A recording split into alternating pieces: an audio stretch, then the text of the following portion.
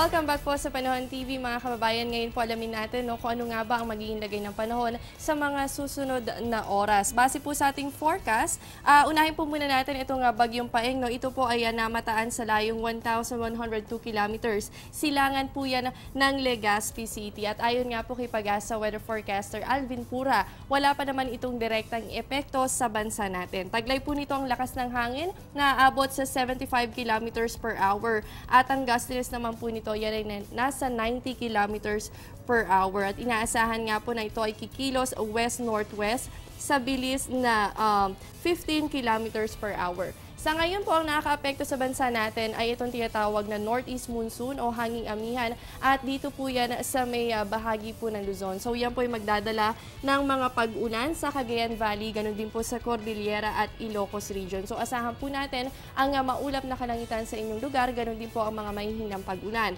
Samantala sa Calabar Zone po kasama rin ang Bicol region. Ganun din po ang probinsya pa ng Romblon, Marinduque, ganun din po sa Samar. Asahan po dyan ang light to moderate rain showers and thunderstorms. Dulot naman po yan ng wind convergence. Samantala dito po sa atin, sa Metro Manila at sa natitirang bahagi pa ng bansa, magpapatuloy po itong good weather conditions. So asahan po natin sa mga susunod na oras, sisikat ang araw pero may mga posibilidad pa rin ng mga pulupulong pag-unan o pagkidlat at pagkulog.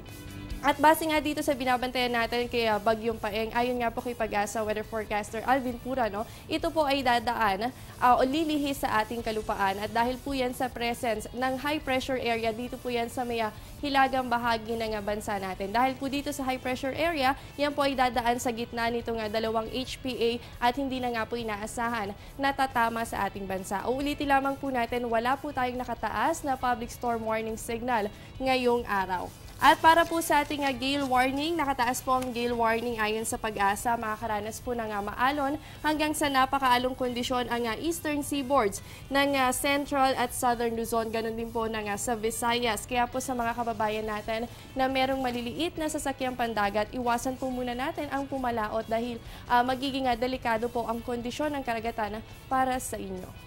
At mga kababayan, tayo po ay nasa opisyal ng buwan ng November. Ibig sabihin, mas malapit na po ang pinakihintay nating lahat. 54 days na lamang po, Pasko na. So samahan nyo kami sa aming Christmas countdown dito sa Panahon TV. At bago po kami tuluyang magpaalam, babatiin po muna namin ng happy birthday si Giu Ann Itang. More birthdays to come and happy viewing. So dito na po nagtatapos ang ating programa. Yan pong mga nakalap nating impormasyon ngayong umaga. Para always updated sa lagay ng panahon, bisitahin lamang ang aming official social media accounts and website. Ito po ang Panahon TV kung saan walang pinipiling panahon ang pagbibigay impormasyon. Naghahatid ng balita simula Lunes hanggang Linggo 5 to 5:30 ng umaga at sa oras-oras na update dito lamang sa telebisyon ng bayan. Ako po ang inyong weather body, Jessie Basco, na nagsasabing walang dadaig sa taong may alam at tanging handa. Good morning and have a great day ahead. Ang programang ito ay hatid sa inyo ng Air 21. Sagot ko, padala mo.